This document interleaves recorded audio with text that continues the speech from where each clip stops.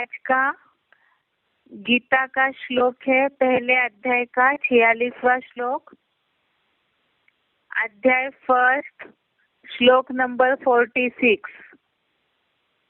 श्लोक है, यदि माम प्रतिकारम अशस्त्रम शस्त्रपाणयः धार्तराष्ट्रारणे हन्यु तन्मे क्षेमतरम भवेत्।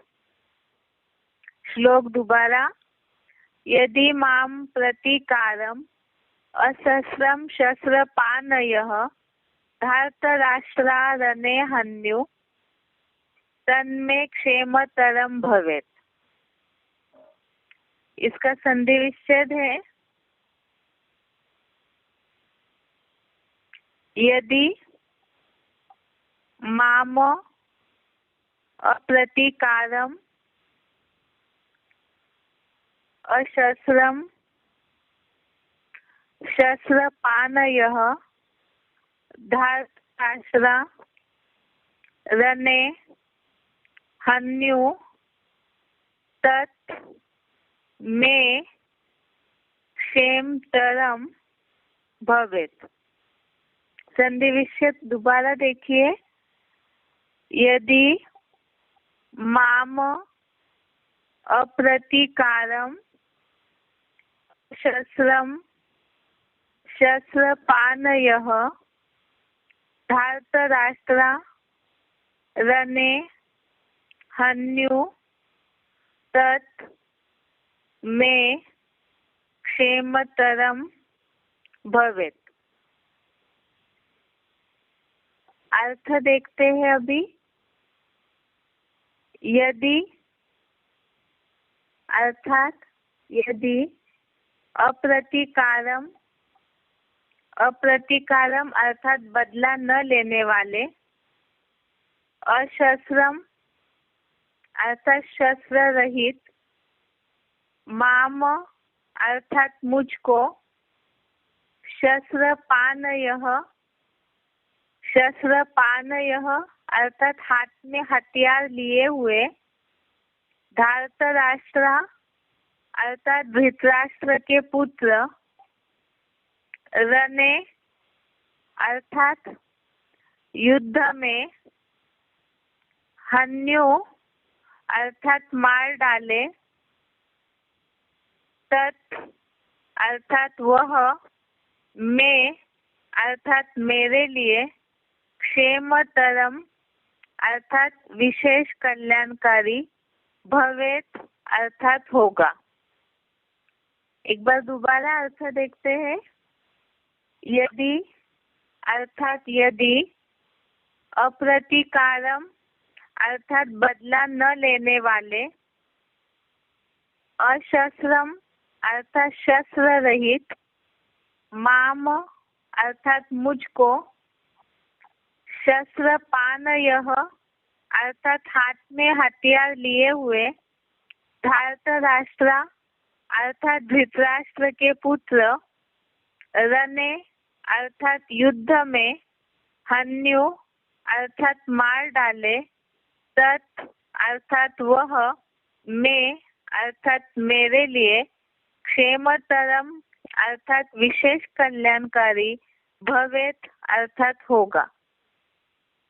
तो इसका अर्थ है, यदि बदला न लेने वाले, शस्त्र रहित मुझको, हाथ में हथियार लिए हुए, धृतराष्ट्र के पुत्र, युद्ध में मार डाले, वह मेरे लिए विशेष कल्याणकारी होगा।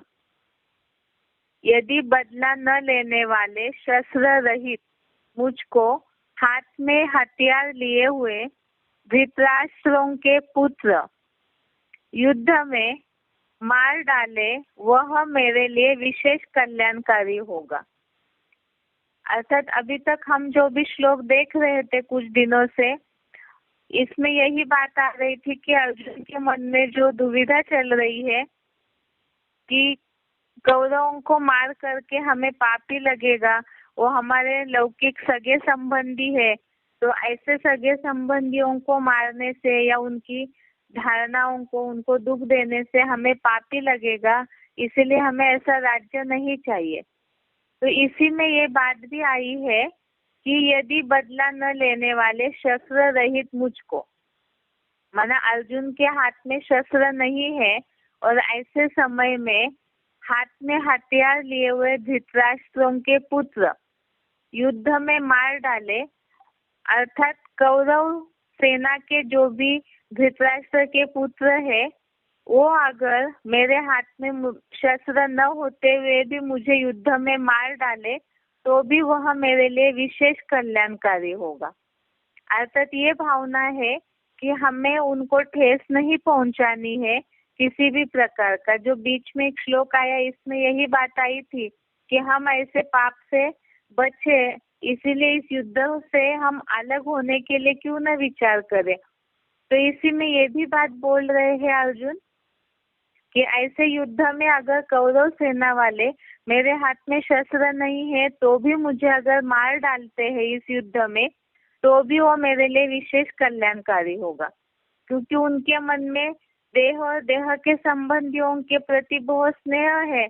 इसलिए भावना आ रही है कि मुझे उनको कुछ भी ठेस नहीं पहुंचानी है, हानि नहीं पहुंचानी है, भले ही कौरव सेना वाले मुझे इस युद्ध में मार डाले तो भी वो मेरे लिए कल्याणकारी होगा।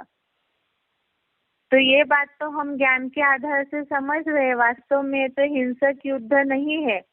यहाँ तो दैहिक संबंधियों का जो भी गलत कर्म कर रहे थे कौरव, तो उनके आसुरी गुणों को नाश करने के लिए ही महाभारत युद्ध हुआ है। अभी एक बार इसे क्लैरिफिकेशन सही समझते हैं।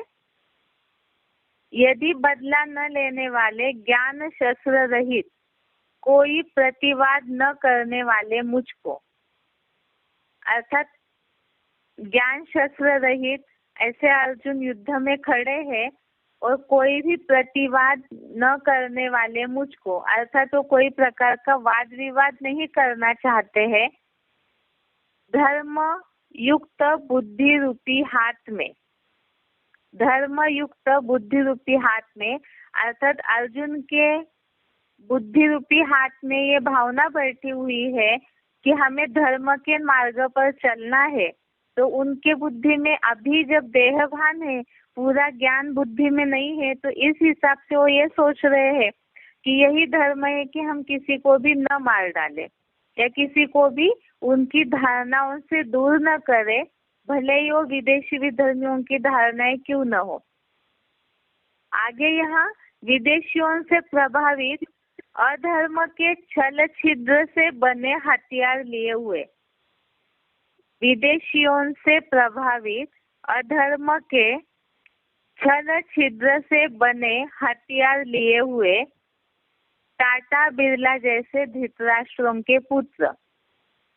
तो विदेशियों से प्रभावित अधर्म अर्थात जिनके पास, कौरव सेना वालों के पास तो धर्म धारणाएं है नहीं, और सब विदेशी विधर्मियों से प्रभावित है कौरव संप्रदाय वाले। तो इसीलिए वो उसी प्रकार का, जैसे जो भी ऐसे विधर्मी है उनमें तो काम क्रोध अलग अलग प्रकार के विकारों का महत्व ज्यादा रहता है, तो उसी के कारण ही वो ऐसे अवगुणों से भर कर के ही छल छिद्र वाला ही व्यवहार करते हैं। तो ऐसे अधर्म से प्रभावित छल छिद्र से बने हथियार लिए हुए टाटा बिरला जैसे धृतराष्ट्रों के पुत्र रूप कांग्रेसी कौरव दीर्घकालीन राज्य जाति भाषा आदि की सिविल वॉर से पैदा किए गए हिंदू मुसलमान आदि के सन्नद्ध धर्म युद्ध में, तो ऐसे जो भी टाटा बिरला जैसे धृतराष्ट्रों के पुत्र है, अर्थात टाटा बिरला जैसे जो धृतराष्ट्र है उनके जो पुत्र है वो पुत्र रूप कांग्रेसी कौरव, ऐसे कांग्रेसी कौरव जिनके द्वारा दीर्घकालीन अर्थात लंबे समय का राज्य जाति भाषा आदि की सिविल वॉर से पैदा किया गया हिंदू मुसलमान आदि का सन्नद्ध धर्म युद्ध, अर्थात भारत में जो मुरलियों में भी हम सुनते आए हैं कि विदेशियों का विनाश जो है वो एटॉमिक विस्फोट से होता है, और भारत में जो ढेर प्रकार की धर्म, जाति, भाषाएं तैयार हुई है और उनका आपस में जो टकराहट, संघर्ष चलते रहता है, उसी के कारण जो आतंकवाद फैला हुआ है, तो ये है सिविल वॉर। और इसी के कारण ही ये एक सन्नद्ध अर्थात सामने खड़ा हुआ एक धर्म युद्ध खड़ा हुआ है। और वो भी किस कारण? तो कांग्रेसी कौरव और साथ में ये टाटा बिरला जैसे जो भी धृतराष्ट्र है और उनके पुत्र जो कांग्रेसी कौरव अर्थात जो गवर्नमेंट है, इन सब की आपसी मेल जोल के कारण अपनी सत्ता को कायम रखने के लिए और साथ साथ ही इन सब अवगुणों के कारण विदेशियों से प्रभावित उनका जो अधर्म चल रहा है, उसके कारण ही लंबे समय से यह राज्य, जाति, भाषा आदि का सिविल वॉर या हिंदू मुसलमान आदि का सन्नद्ध युद्ध, सामने धर्म युद्ध खड़ा है। तो ऐसे युद्ध में भावात्मक या दैहिक मौत की भी हिंसा करके मार डाले, वह मेरे लिए विशेष कल्याणकारी होगा। अर्थात यहाँ ये बात आ रही है अर्जुन के मन में कि ऐसे युद्ध में अगर ये कौरव सेना वाले मुझे दैहिक मौत की हिंसा से मारे, चाहे भावात्मक माना भावनात्मक रीति से भी मार डाले, अर्थात मेरी भावनाओं को भले ही ठेस पहुंचा दे, तो भी वो मेरे लिए कल्याणकारी है। लेकिन हम उन कौरवों को ठेस नहीं पहुंचाएंगे, उनसे वाद विवाद नहीं करेंगे, क्योंकि ये जो ऊपर के श्लोकों में आया है कि गलतफहमी बैठी हुई अर्जुन के मन में, यहाँ आगे लिखा हुआ है ऐसे देह और दैहिक संबंधियों के भान में रहते हुए, अर्थात देह और देह के संबंधियों के भान में रहते हुए, जो ऊपर भी कई श्लोकों में बात आई कि जो कन्वर्टेड सगे संबंधी है, अर्थात ऐसे देह भान में रहते हुए अर्जुन के मन में उन सगे संबंधियों के प्रति भले ही वो विधर्मियों से, विदेशियों से प्रभावित है, अधर्म कर रहे हैं, तो भी अर्जुन को ये लग रहा है देहभान के कारण कि हमें उनको दुख नहीं देना है, चाहे वो हमें मार डाले तो भी हम उन्हें दुख नहीं देंगे, वो कुछ भी करे हमारे साथ तो भी वो मेरे लिए विशेष कल्याणकारी होगा। तो यहाँ ये श्लोक या इसमें अभी तक जो भी हम श्लोक देखते आए हैं वो सारे ही देह और देह भान के कारण, दैहिक संबंधियों के भान के कारण ही अर्जुन के मन की स्थिति इस तरह से दुविधा वाली चल रही है, जिसमें ये बात बताई हुई है। तो ये तो महाभारत युद्ध में जो अव्वल नंबर अर्जुन है, तो उनके लिए ये बात बताई। तो साथ में ही जो भी नंबरवार पुरुषार्थी है, तो उनके मन में भी इसी तरह की बातें चलती है। इस पहले अध्याय का जो नाम है, जैसे बेसिक कोर्स में हमने देखा कि 18 अध्याय को 18 अलग अलग प्रकार के नाम दिए हुए हैं, तो ये पहले अध्याय का नाम ही दिया हुआ है अर्जुन विषाद योग, अर्थात विषाद माना ही दुख। तो यहाँ पूरे सारे श्लोकों में हम जो अभी तक देखते आए पहले अध्याय में, तो इसमें सारे ही श्लोकों में अर्जुन केवल दुख और शोक ही मना रहे हैं, देह देह के संबंधियों के बिछड़ने का या उनको ठेस पहुंचाने का। ये सारे में वो परमात्मा के सामने होते हुए भी वो पहले तो अपनी उनकी मन की स्थिति गलत फहमियों के कारण, देहभान के कारण दुख वाली है। इसीलिए यहाँ भी यही बात देहभान के कारण, क्योंकि देहभान जब तक है तब तक दुख तो मिलेगा ही मिलेगा, क्योंकि देहभान के कारण दैहिक संबंधियों का भी भान आएगा और उसमें मन बुद्धि भटकेगी अनेकों में, तो वह दुख मिलना स्वाभाविक है। तो इसीलिए ही यहाँ भी अर्जुन की यही मनस्थिति है। वास्तव में ज्ञानयुक्त रीति से समझा जाए तो यहाँ तो जो भी अधर्म कर रहे हैं या इस तरह से जो सनातन कुल की धारणाएं नष्ट हो रही है या भारत में जो सिविल वॉर चल रहा है, तो इन सबको शांत करने के लिए जो अधर्म चल रहा है, न चाहते हुए भी जो हिंसा वाले युद्ध होते हैं, तो सबको थमाने के लिए जरूरी है कि महाभारत युद्ध हो। लेकिन अर्जुन के मन में वो बात नहीं है, इसलिए वो सोच रहे हैं कि भले ही कौरव भावनात्मक रीति से या दैहिक मौत की हिंसा से भी मार डाले तो भी वो मेरे लिए विशेष कल्याणकारी होगा। एक बार इस श्लोक को अर्थ दोबारा पढ़ते हैं। यदि बदला न लेने वाले, ज्ञान शस्त्र रहित, कोई प्रतिवाद न करने वाले मुझको, माना अर्जुन के मन में कोई भी प्रकार की बदला लेने की भावना नहीं है, वो ज्ञान के शस्त्रों से रहित है, कोई भी प्रकार का प्रतिवाद भी नहीं करना चाहते हैं।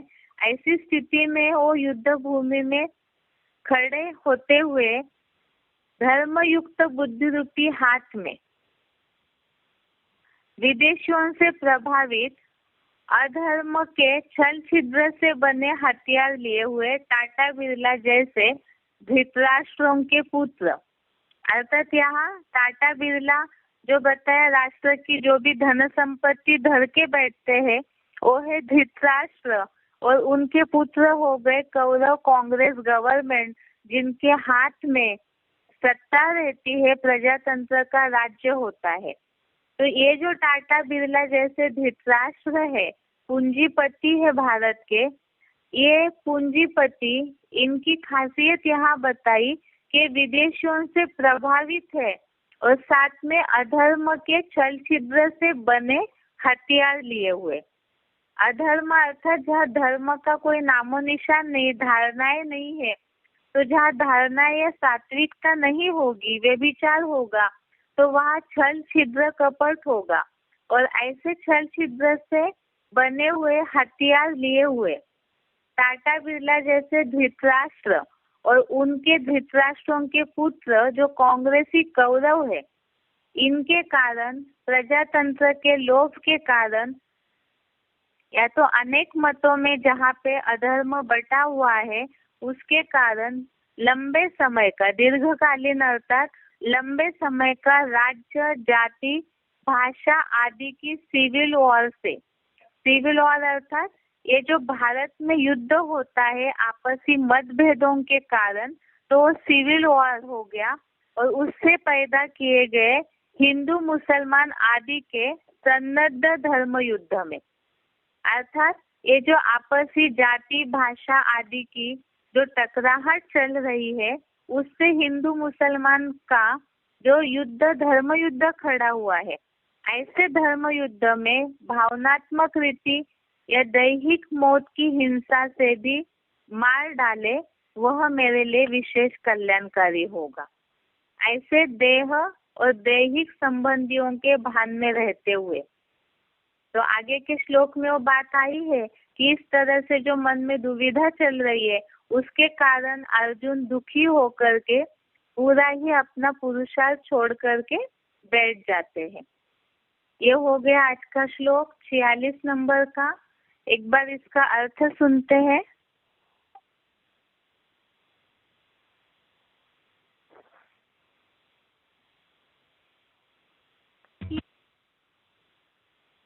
यदि मामं प्रतीकारम् अशस्त्रं शस्त्रपाणय धार्तराष्ट्रारणे हन्यु तन्मे क्षेमतरं भवेत्।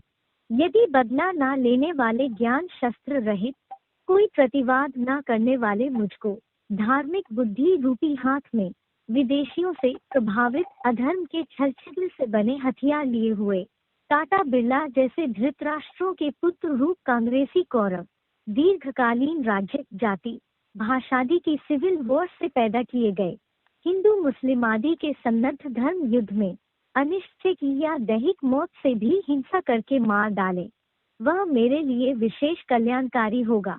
ऐसे देह और दैहिक संबंधों के भान में रहते हुए यदि प्रतीकारम् अशस्त्रं शस्त्रपाणय धार्तराष्ट्रारणे हन्युः तन्मे क्षेमतरं भवेत्।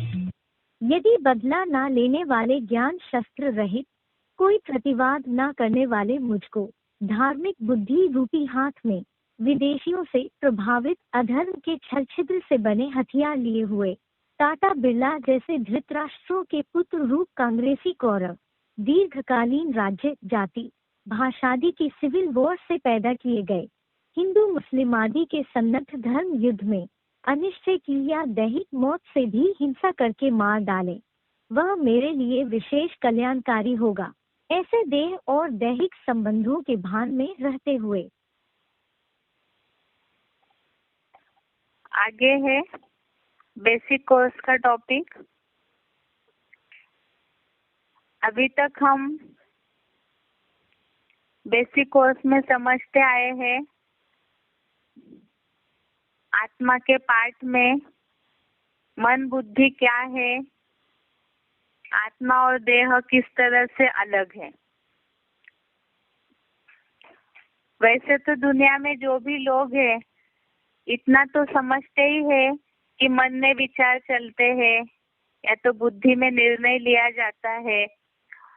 अभी जिन वो जिज्ञासुओं को हमें बात समझाते हैं, अभी तक इतना लंबा कोर्स हमने समझाया है, जिन भी जिज्ञासुओं को हम समझाएंगे तो उसमें मन की चंचलता के बारे में बताया, मन की स्थिरता के बारे में बताया, बुद्धि किस तरह से निर्णय लेती है, किस तरह से बुद्धि का ज्ञान ढका हुआ है वो भी बताया।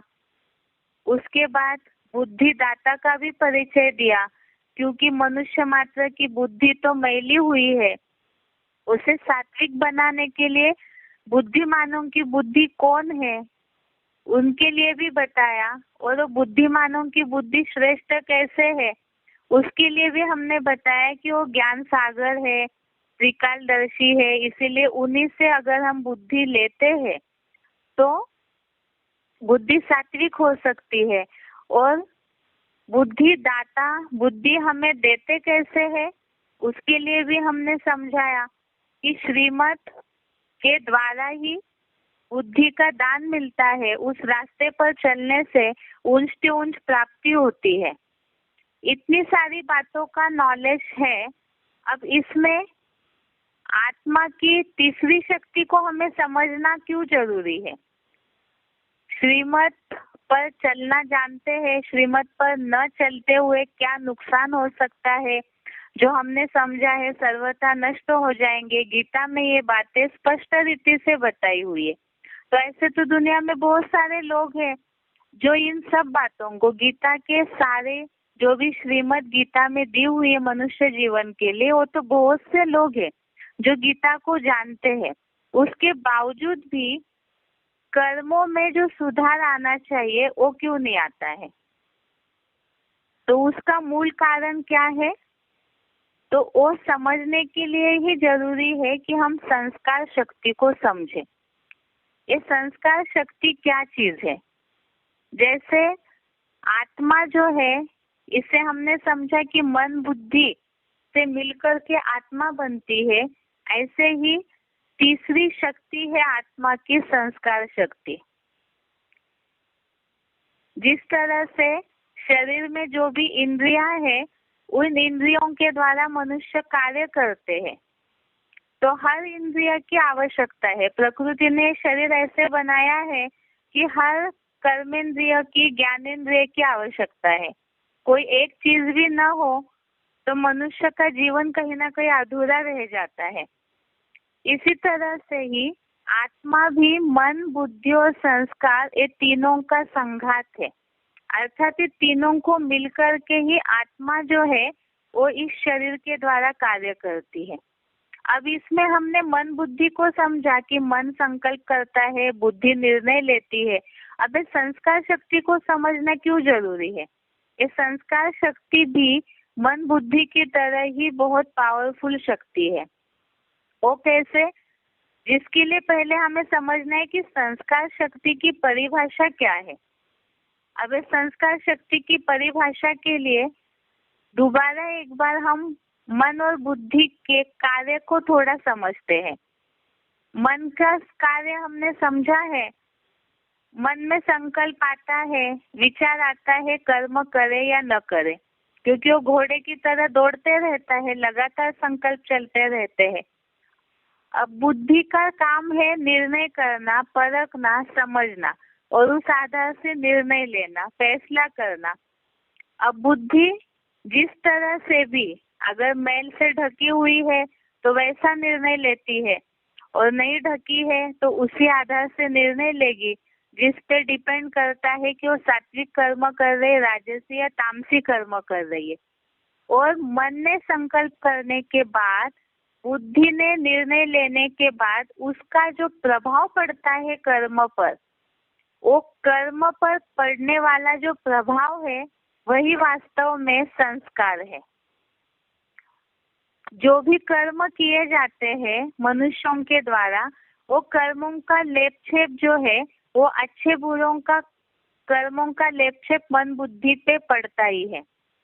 जैसे बताया कि ये तीनों भी अरस परस चीजें हैं।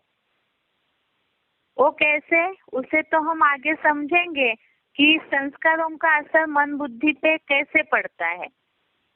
लेकिन यहाँ बात है कि ये संस्कार जो है वो ऐसी प्रबल शक्ति है जो कर्म के लिए, वो कर्मों में दिखाई देता है उसके गुणों का प्रभाव।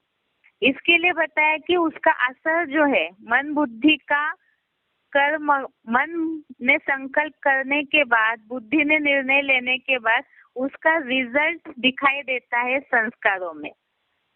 तो वही संस्कार ही वास्तव में कर्म कहे जाते हैं, जिसे एक व्यावहारिक भाषा में कहा जाता है आदतें। जैसे कि हमने समझा कि श्रीमत पर चलना पता है, उससे फायदे भी पता है। बहुत से ऐसे लोग हैं दुनिया में, बहुत से मतलब 99% लोग ऐसे हैं जिनमें मनुष्य माना ही समझ सकती, तो कम या ज्यादा समझ शक्ति तो मनन चिंतन शक्ति तो सभी में है, विचार करने की शक्ति तो सभी में ही है। तो इतना तो सभी जानते हैं कहीं ना कहीं, भले मनुष्य आज तामसी बने हैं, लेकिन आज की दुनिया का हर मनुष्य मात्र ये जरूर जानते हैं कि अच्छे कर्म क्या होते हैं, बुरे कर्म क्या होते हैं, अच्छे संस्कार क्या है, बुरे संस्कार क्या है। उसके बावजूद भी उनके कर्मों में वो बात जिस तरह से पावरफुल रीति से दिखनी चाहिए वो नहीं दिख रही है। आज दुनिया की पतन का मूल कारण क्या है? ये तो हम अभी तक समझते आए कि मन बहुत चंचल है, बुद्धि भी मैली हुई है, और इसी के कारण इंद्रियां खींच लेती है उसको।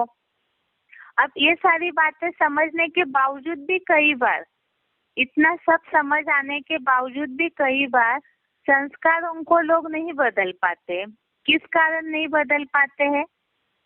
तो उसका कारण ये है कि कहीं ना कहीं ये संस्कार जो है वो आरस परस है, अर्थात ये तो हमने समझा है कि कर्मों का लेपछेप रहता है आत्मा पर, और यही संस्कार है, और वो जो लेपछेप संस्कार आत्मा पर रहता है उसी के कारण ही बरबस ही आत्मा इस तरह के कर्म करते रहती है।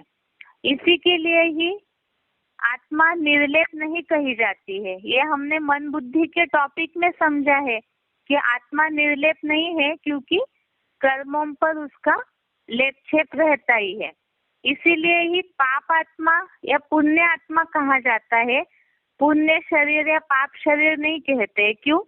क्योंकि शरीर जो है वो तो जड़ है। जब तक चैतन्य शक्ति आत्मा उसमें प्रवेश करके उसके द्वारा कार्य न करे तब तक शरीर कुछ कर नहीं सकता है।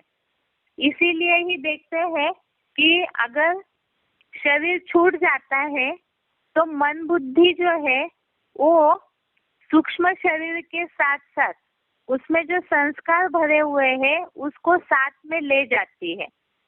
आत्मा निर्लेप क्यों नहीं है? इसका मूल कारण है कि इस जन्म में मनुष्य जो भी कर्म कर रहे हैं, मन ने विचार किया, बुद्धि ने निर्णय लिया, उसके बाद उसके कर्मों पे जो प्रभाव पड़ा, जो कर्म किए उसने, उसके जो संस्कार बने।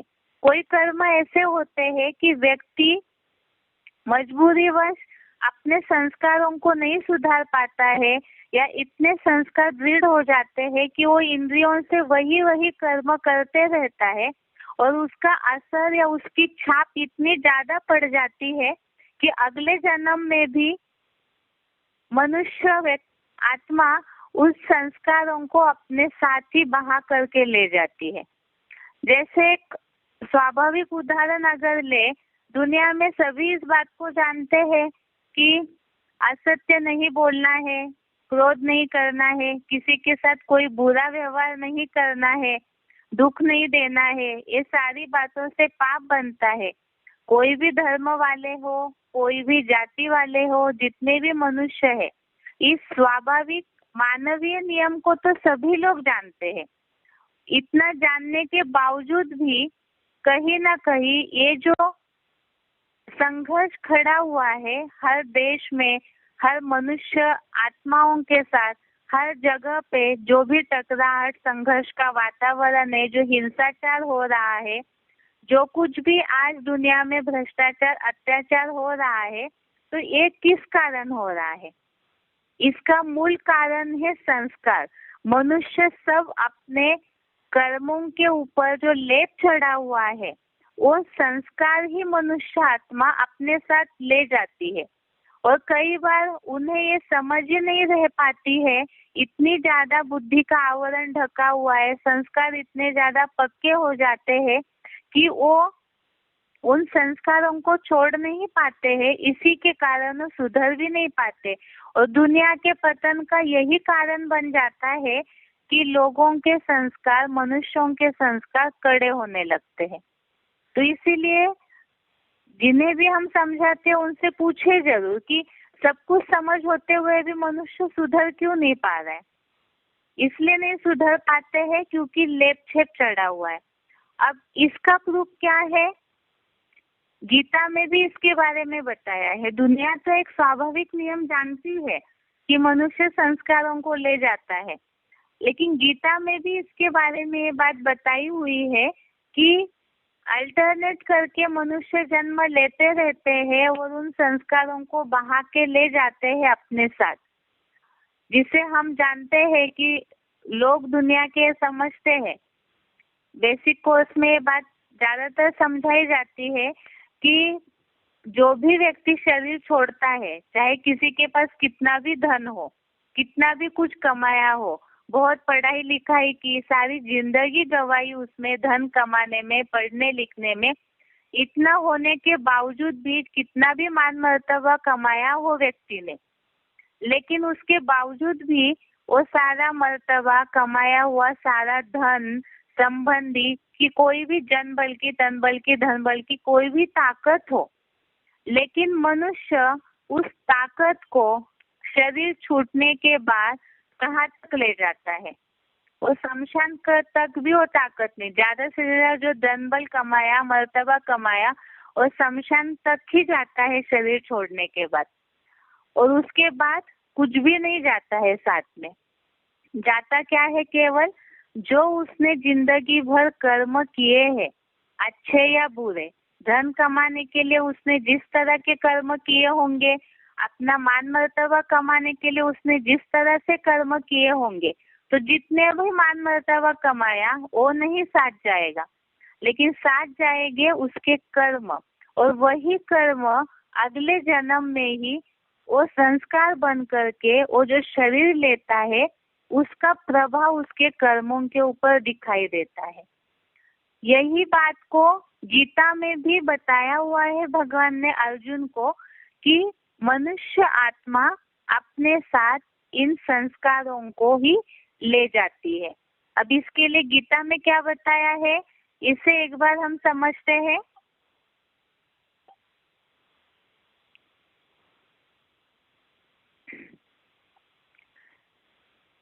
इसमें श्लोक है 15वें अध्याय का 8वां श्लोक। अध्याय 15 श्लोक नंबर 8। आत्मा अपने साथ संस्कार ले जाती है, इस बात को समझाने के लिए ही ये श्लोक है। शरीरम यत् अवाप्नोति यत् चापि उत्क्रामति ईश्वरः गृहीत्वा एतानि संयाति वायु गंधान इव आशयात्। श्लोक दोबारा देखिए। शरीरम यत् अवाप्नोति यत् चापि उत्क्रामति ईश्वरः गृहीत्वा एतानि संयाति वायु गंधान इव आशयात्। इसका अर्थ है, जब आत्मा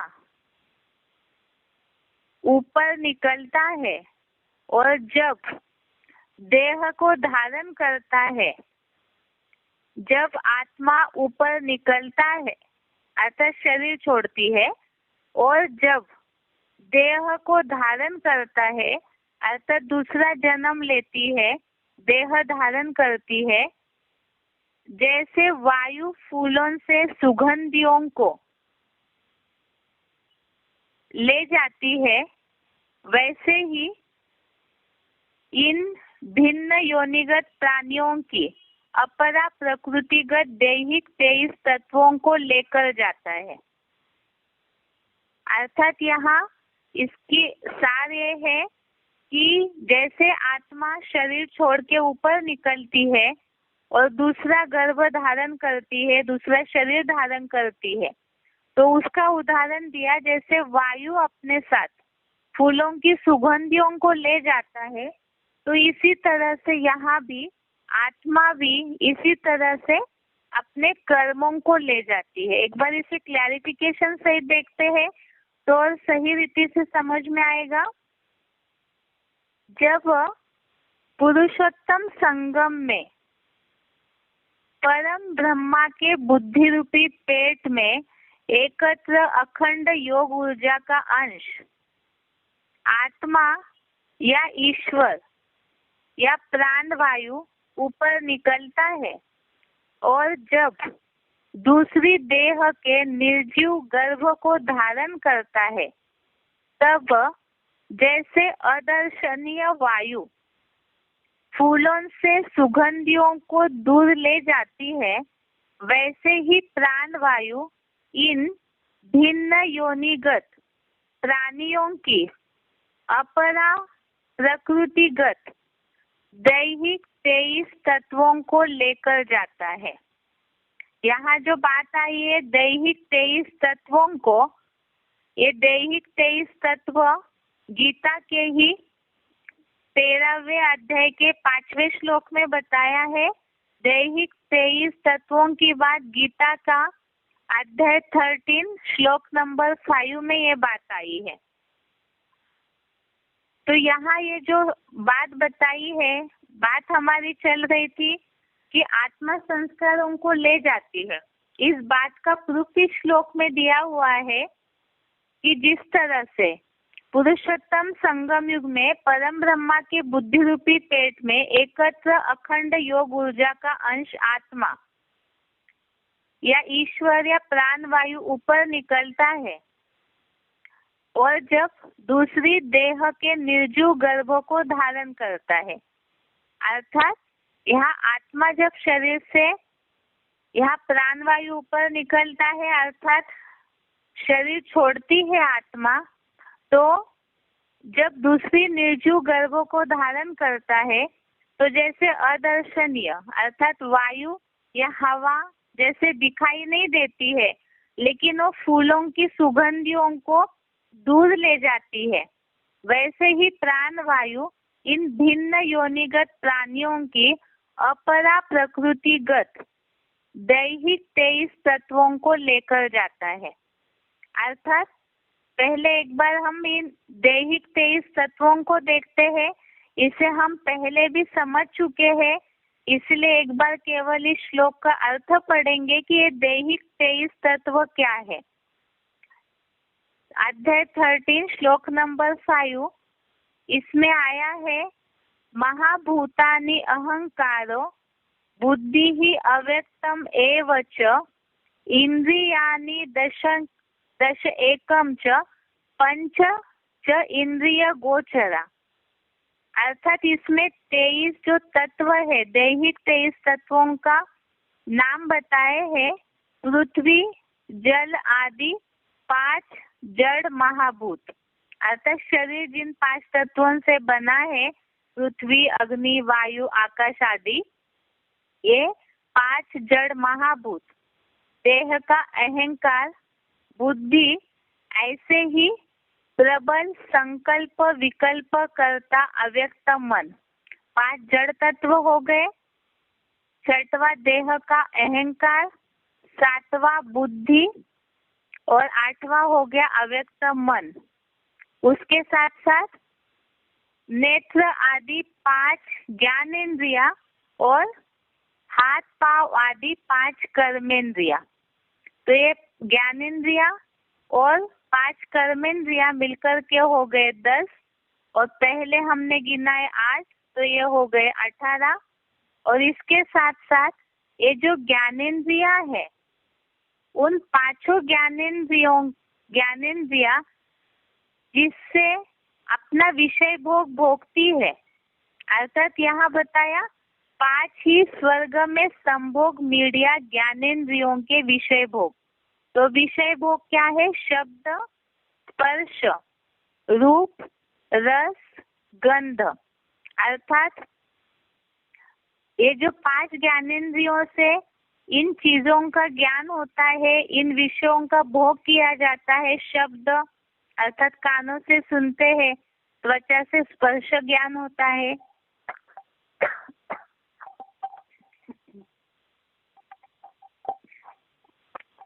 तो इसी तरह से ये 5 विषय भोग बताए 5 ज्ञानेन्द्रियों के। तो इस तरह से टोटल 23 तत्व हो गए। तो यहाँ ये बात 23 तत्वों की क्यों आई है? जबकि शरीर तो चेंज हो जाता है। इस जन्म में जो मनुष्यों को शरीर मिला हुआ है, वही शरीर तो अगले जन्म में नहीं होगा। लेकिन इस जन्म में इन 23 तत्वों के द्वारा जो भी कर्म किया है, उसके जो संस्कार बनाए हुए हैं मनुष्यों ने, तो वो संस्कार जो है, वो संस्कार उन पे जो असर हुआ है, उससे ही मनुष्य आत्मा अपने साथ, जैसे आत्मा भी अदर्शनीय है, जैसे वायु अदर्शनीय है, इसी तरह आत्मा भी अदर्शनीय है। और वो इन कर्मों पे, जो संस्कारों पे असर हुआ है कर्मों का, उसको अपने साथ ले जाती है जब वो दूसरा निर्जीव गर्भ धारण करती है। और उसी के आधार से वो अपने अगले जन्म में जो शरीर मिला हुआ है, उसका अनुसार ही कर्म करती है। जहाँ अभी अभी हमने इस बात को देखा था कि आत्मा जो है वो निर्लेप नहीं है। आत्मा के ऊपर संस्कारों पर लेपछेप रहता है, कर्म का लेपछेप आत्मा पे रहता है, और उसी अनुसार ही वो कर्म करती है। जिसके लिए ही गीता का जो 15वें अध्याय का 9वां श्लोक है, जैसे अभी हमने एक श्लोक देखा, 8वां श्लोक, 15वें अध्याय का 8वां श्लोक, इसी तरह से 15वें अध्याय के 9वें श्लोक में भी इसी तरह की बात आई हुई है कि आत्मा पे लेपछेप का असर जरूर होता है। इसे हमने वास्तव में मन के इसमें भी देखा है, इसीलिए केवल एक बार इसका अर्थ केवल देखते हैं। अध्याय 15 श्लोक नंबर 9, इसमें बात आई है कि आत्मा पर लेपछेप चढ़ता है।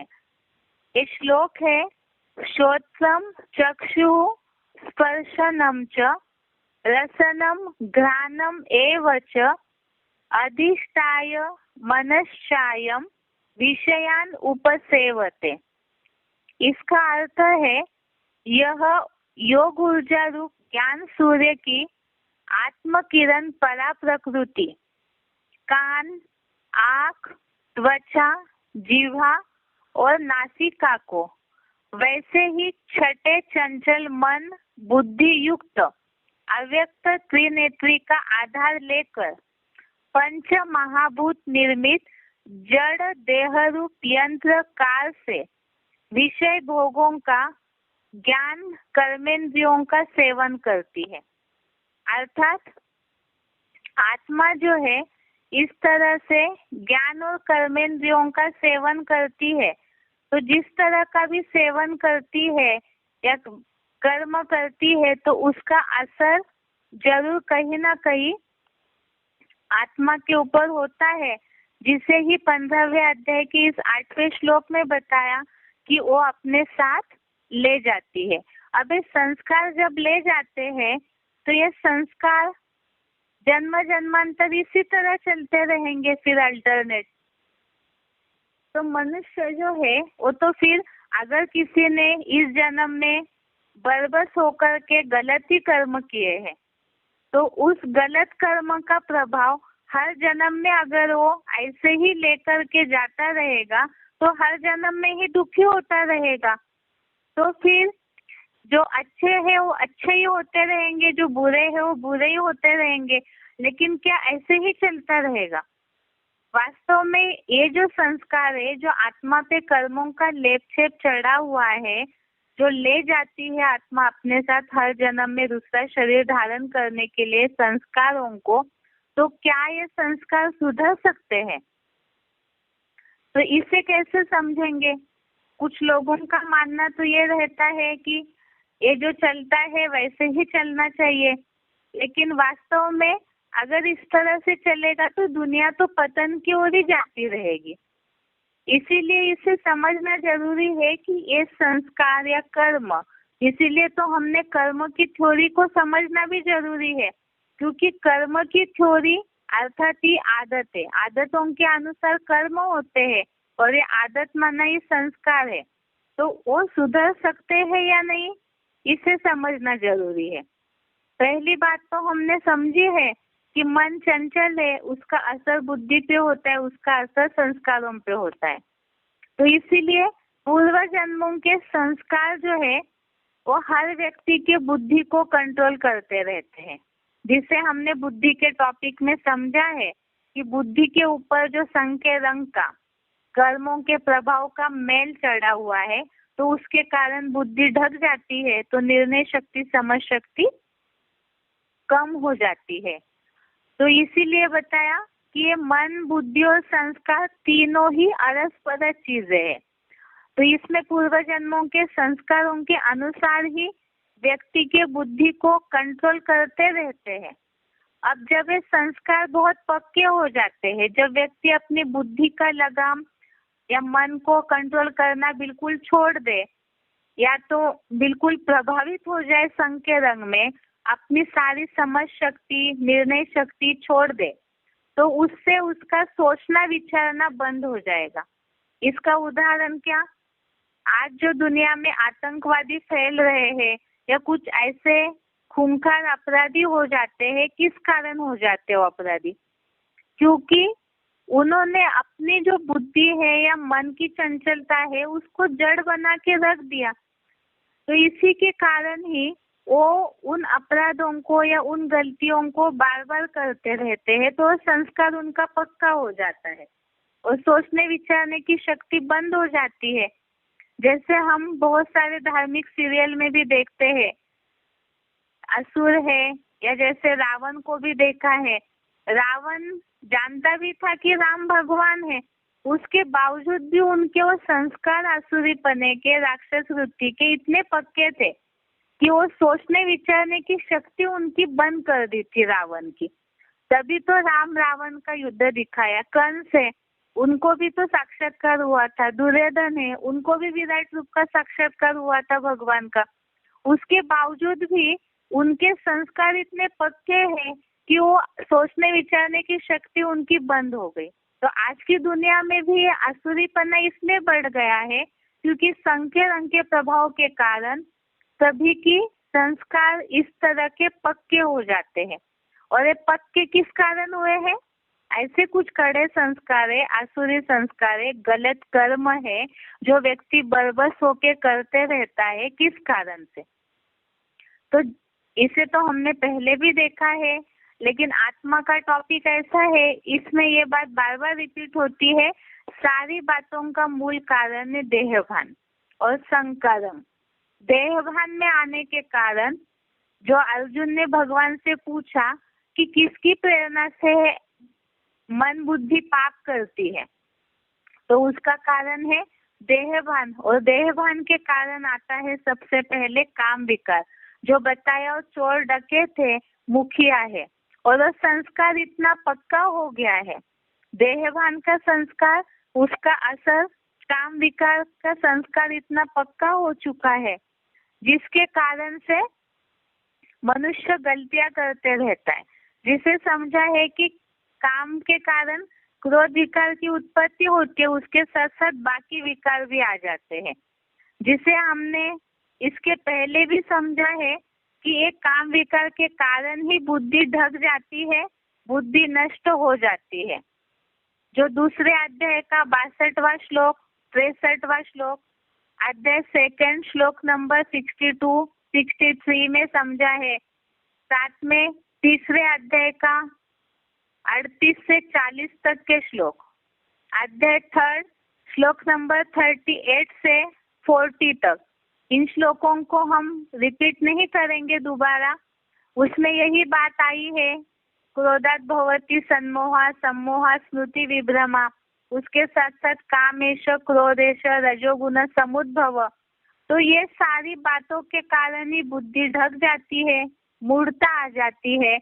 और जो बताया हुआ है कि इन सब संस्कारों के कारण, देहभान के कारण ये संस्कार कड़े हो जाते हैं। जो मनुष्य खूंखार बन जाता है या अपने संस्कारों में कड़ा हो जाता है, उसी में ही अटका हुआ रहता है। लेकिन क्या ये सर्कल ऐसे ही चलता रहेगा फिर? तो ऐसे ही अगर चलता रहेगा तो दुनिया का उत्थान कैसे होगा, दुनिया बदलेगी कैसे? तो इसके लिए जरूरी है कि इन संस्कारों को वास्तव में सुधरा जा सकता है, लेकिन उसका तरीका मनुष्यों को पता है। इसे भी हमने अभी समझा है पिछले हफ्ते ही कि ज्ञान देने वाले मनुष्य तो बहुत सारे हैं, लेकिन जिनके खुद के संस्कार नहीं बदले, जो जन्म मरण के चक्र में खुद आ रहे हैं, अपने जन्मों को भूल गए हैं, कर्मों की थ्योरी के बारे में खुद बड़े बड़े न्यायाधीश, विद्वान, पंडित चकरा जाते हैं। तो जिनके खुद के संस्कार मनुष्यों के न सुधरे हो, जो खुद कर्मों की गति के बारे में चकरा गए हो, तो जिन्होंने खुद को नहीं सुधारा है, तो वो फिर औरों को कैसे सुधार सकते हैं? तो इसके लिए मूल बात हमें खुद भगवान के ज्ञान के आधार से समझना होगा कि आखिर इस संस्कारों को सुधारा कैसे जाए। क्यों संस्कार परिवर्तन क्यों जरूरी, इस बात को समझना क्यों जरूरी है? क्योंकि दुनिया में भी बोला जाता है और मुरली में भी शिव बाबा बोलते हैं, संस्कार परिवर्तन से ही संसार परिवर्तन हो सकता है। तो इसीलिए सबको अपने कर्मों को सुधारना जरूरी है। लेकिन वो कैसे सुधरेंगे कर्म?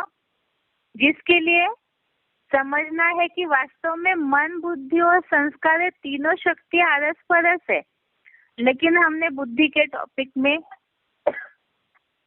इस बात को समझा है कि वास्तव में बुद्धि जो है वो सारथी है इस शरीर रूपी गाड़ी का, मन को चलाने का, कर्मों को करने का, इन सब का सारथी अर्थात ड्राइवर है बुद्धि। इन सब से सर्वोपरि है बुद्धि, निर्णय शक्ति, समझ शक्ति, बुद्धि का ज्ञान। तो ये बुद्धि के द्वारा मन को कंट्रोल किया जाए तो उसका असर कर्मों पे पड़ेगा, क्योंकि इसे हमने संस्कारों के टॉपिक में पहले ही समझा है कि संस्कार माना ही कर्म पे पड़ने वाला लेपछेप या प्रभाव, आदत है। तो इसीलिए सबसे पहले मुखिया है बुद्धि। ये बुद्धि प्रबल है, अगर वो मूर्ता में न आए तो मन को कंट्रोल करके संस्कारों को या कर्मों को सुधारा जा सकता है। जिसके लिए ही सबसे पहले क्या करना जरूरी है? सबसे पहले जिस कारण से आत्मा का पतन हो रहा है, तो सबसे पहले उससे ही कंट्रोल करना जरूरी है। तो किस कारण से पतन हुआ? देहभान के कारण। देहभान से सबसे पहले चोर डकैत आता है अंदर, काम विकार, कामनाएं, इच्छाएं, विकारी भोग भोगने की आकांक्षाएं। आज मनुष्य जो है इसके कारण ही ज्यादा पाप कर रहा है, तो उसको सबसे पहले जीतना जरूरी है। तो कैसे जीतना है? जिसके लिए ही तीसरे अध्याय का 43वां श्लोक, अध्याय 3 श्लोक नंबर 43, इसमें ये बात बताई है, बुद्धि द्वारा याद से कैसे इस प्रबल काम विकार रूपी महाशत्रु को जीता जा सकता है। और गीता में भी इस बात को बताया है। श्लोक है अध्याय 3 श्लोक नंबर 43 कि काम जो महाशत्रु है इस पर कैसे जीत पानी है। एवं बुद्धे परम बुद्ध्या संस्तभ्या आत्मना मात्मना जहि शत्रुम महाबाहो काम रूपम दुरासदम। इसका अर्थ है, ऐसे बुद्धि रूपी त्रिनेत्री शंकर आदम से जो प्रबल है, उस आकर्षण मूर्त को परम पिता जानकर अपने जड़ स्टार मानिंद चेतन ज्योति बिंदु आत्मा को अपने भ्रू मध्य में अपने मन बुद्धि द्वारा भली भांति संपूर्ण स्थिर करके, हे दीर्घ भावु, कठिनाई पूर्वक अभ्यास और वैराग्य से वश होने वाले काम विकार रूपी अपने अंदर इस कपोल कल्पित कामदेव रूपी शत्रु को मार डाल। अर्थात यहाँ ये बात बताई है कि इस काम रूपी शत्रु को कैसे मारना है। तो आत्मा को भ्रूमध्य में एकत्रित करके, ध्यान करके, ये जो कठिनाई से वश होने वाला है काम विकार, तो उसे मारना है। जब ये कामनाएं, इच्छाएं खत्म हो जाएगी तो ऑटोमेटिकली ही इसी के चलते, इच्छाओं के चलते, इच्छाएं ऐसी चीज है जो मनुष्य उसके पीछे भागते भागते अपनी बुद्धि को नष्ट करता है, साथ साथ विकारों की आकांक्षाएं भी। तो जब इसे खत्म कर देगा मनुष्य, तो उसका असर ये होगा कि ऑटोमेटिकली मन जो है वो एकाग्र हो जाएगा और उसका असर कर्मों पे जरूर पड़ेगा। आज के लिए यहाँ तक ही। आगे हम देखते हैं कि वास्तव में ये जो संस्कार है, कल के लिए हम देखेंगे कि संस्कार या मनुष्यों के ऊपर कर्म का जो बुरा असर हुआ है, ये भी एक प्रकार की बीमारी है जिस कारण मनुष्य दुखी होता है। तो इस बीमारी का इलाज क्या है, किस कारण से, ज्ञान, योग, ये भी हमने समझा, बुद्धि क्या है, मन क्या है, इसे भी समझा, श्रीमत क्या है, इसे भी समझा। लेकिन इस बीमारी को मूलतः कैसे खत्म करना चाहिए, इसे भी हम समझेंगे और इन कड़े संस्कारों को किस तरह से सुधारा जा सकता है, इसे भी हम कल समझते हैं। आज के लिए यहाँ तक ही। ओम शांति।